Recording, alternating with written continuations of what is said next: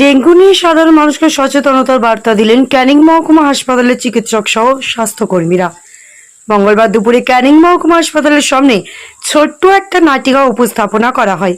কিভাবে ডেঙ্গু মশা কামড় দেয়, কোথায় জন্ম হয়, ডেঙ্গুর লক্ষণ কি, ডেঙ্গু হলে কি কি করণীয়, প্রতিকার কিভাবে করা সম্ভব, সেগুলো সমস্ত কিছুই নাটকের মাধ্যমে জনসমকক্ষে তুলে ধরা হয়।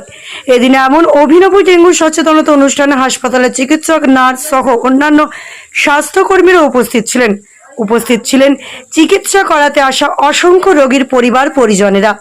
উল্লেখ্য, বর্ষা শুরু হলেই ডেঙ্গু সহ অন্যান্য রোগের প্রাদুর্ভাব ঘটে। বিশেষ করে বর্ষা শুরু থেকে ডেঙ্গু তার প্রভাব বিস্তার করতে থাকে। ফলে সাধারণ মানুষ সচেতন হলেই ডেঙ্গুকে দমন করা সম্ভব।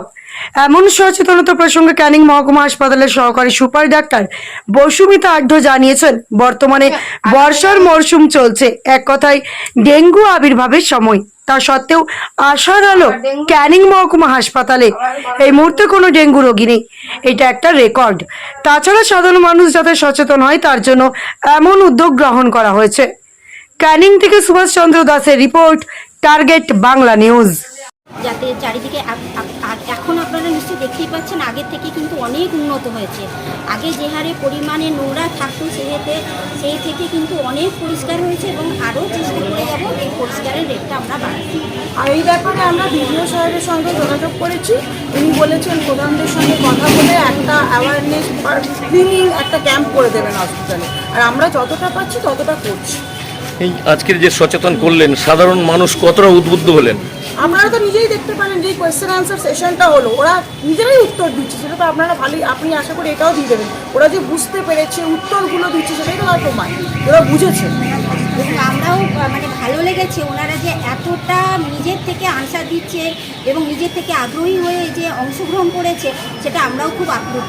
আজকের হাসপাতালে যে নাটকের মাধ্যমে সাধারণ মানুষকে বোঝানো হলো, গ্রামে তো আশা দিদিরা আছে, প্রত্যন্ত গ্রামে কি এরকম সচেতন করা হবে?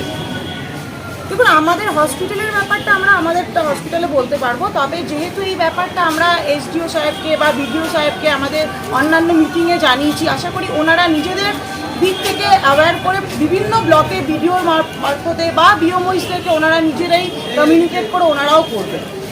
আর এটা একটা ধরুন, আর আমরা অলরেডি এটা পোস্ট দিয়েছি যাতে ডিস্ট্রিক্টেও এই ব্যাপারটা অ্যাওয়ারনেস প্রোগ্রামটা আমরা যে করেছি সেটা সবাই দেখুক, জানুক, তারা নিজেদের মতো করে নিজেদের জায়গাতেও করবে, তাহলেই অ্যাওয়ারনেসটা হয়ে যায়।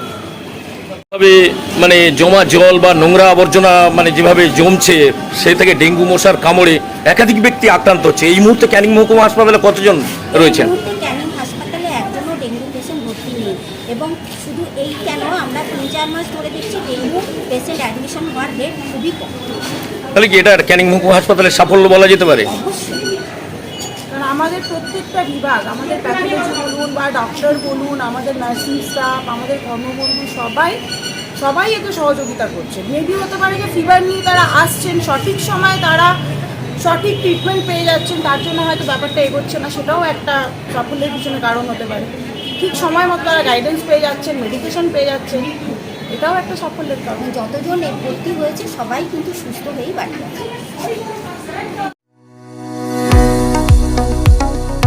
কতুলপুরে সর্বপ্রথম এমআরআই পরিষেবা যুক্ত 110 বেডের মাল্টি স্পেশালিটি হসপিটাল হল মেডিকেয়ার জেনারেল হসপিটাল। স্বাস্থ্যসাথী মান্যতাপ্রাপ্ত এই হসপিটালে রয়েছে AC, non AC cabin, modern OT, ICCU, NICU, micro surgery, dialysis বিভাগ, ব্রেন ও spine surgery, cancer surgery, lift সহ নানান পরিষেবা। এছাড়াও রয়েছে সিটি স্ক্যান পরিষেবা যুক্ত নিজস্ব ডায়াগনস্টিক সেন্টার, ডক্টর চেম্বার্স, ওষুধের দোকান সহ 24 ঘন্টা অ্যাম্বুলেন্স পরিষেবা, 24 ঘন্টা অ্যাক্সিডেন্ট এমার্জেন্সি। রোগীর সুচিকিৎসা, সুপরিষেবা এবং সুস্বাস্থ্যই হল আমাদের মূল লক্ষ্য। ঠিকানা সরিষাদিঘি, কতুলপুর, বাঁকুড়া। যোগাযোগ নম্বর 9434216662 অথবা যোগাযোগ করুন 9732212924 এই নম্বরে।